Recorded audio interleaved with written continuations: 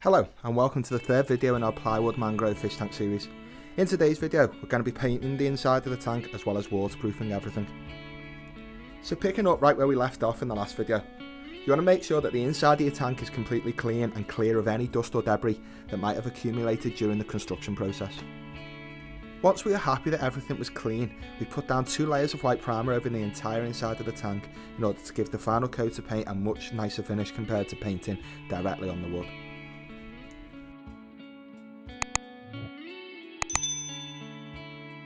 Once the white paint is dried, you can move on to your base colour, which will vary depending on what type of tank you're going to make, as well as what you're going to end up putting in your tank.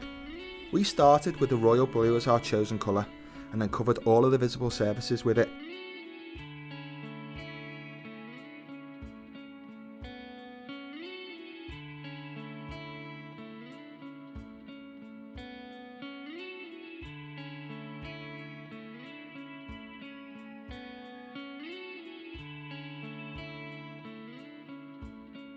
After giving it a chance to dry, we decided that we wanted something a little bit lighter, so we moved on to using more of a sky blue for the final colour.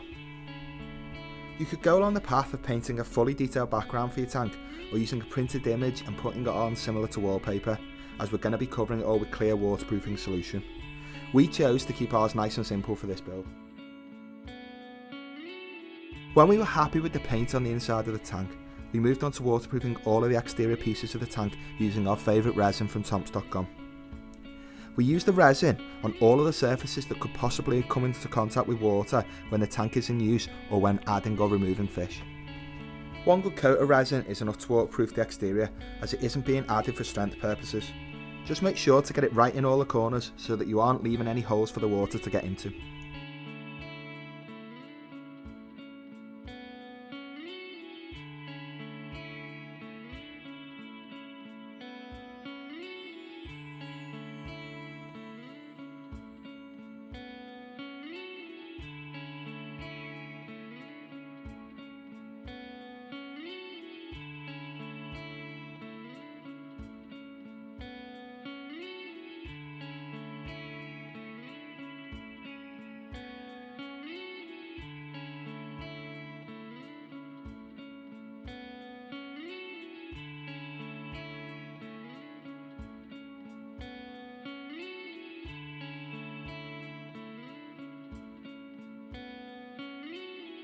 Once the outside is covered, you can then move on to coating the inside of the tank.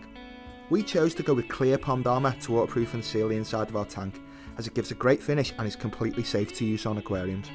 As with all resins, make sure that you follow the mixing ratio carefully to make sure that the product is going to work as desired. The clear pond armour that we're using uses 2 parts of A to 1 part B with a little bit of isopropyl alcohol to thin it out.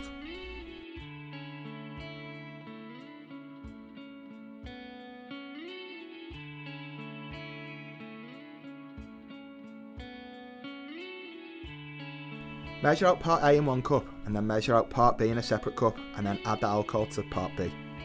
Mix the alcohol and part B together thoroughly and then add in part A bit by bit until you have everything mixed together properly. Make sure to only mix together what you're sure you can use within 30 minutes or you'll just end up wasting resin.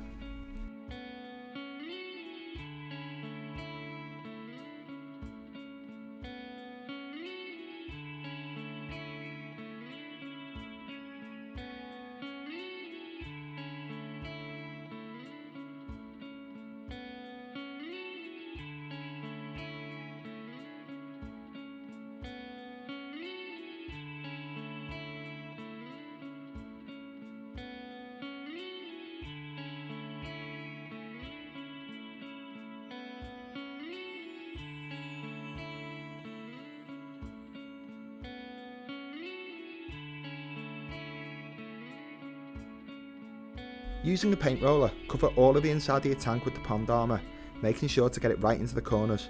You can use a paintbrush for the corners if necessary.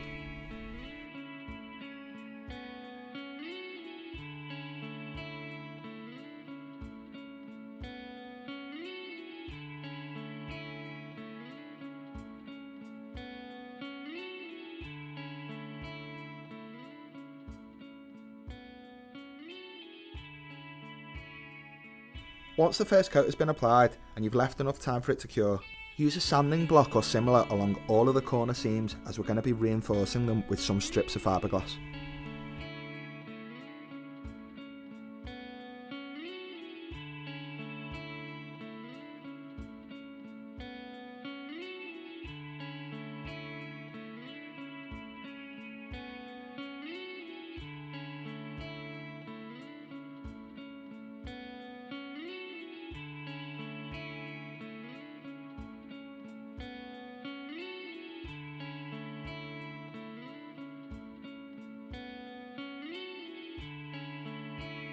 To use the fiberglass, you want to first apply some resin to where you're going to lay down the strips. Then place the strips down on top of the resin and force them right into the corner. Finally, apply more resin on top and thoroughly coat the entire strip. If you do it right and saturate the strip enough, then it will go nearly transparent, giving you a nice effect along the edges. Go through this process on all of the edges of the tank until you're satisfied, and then add more layers of pond armour to any parts that you think need it, and then you're done. Simply wait for the pond armour to cure fully, and then you can move on to the next step. If you've enjoyed this video, then please leave a like and comment below, and if you want to see the rest of our build or other projects like it, then please make sure to subscribe to our channel. Thanks for watching, and see you in the next video.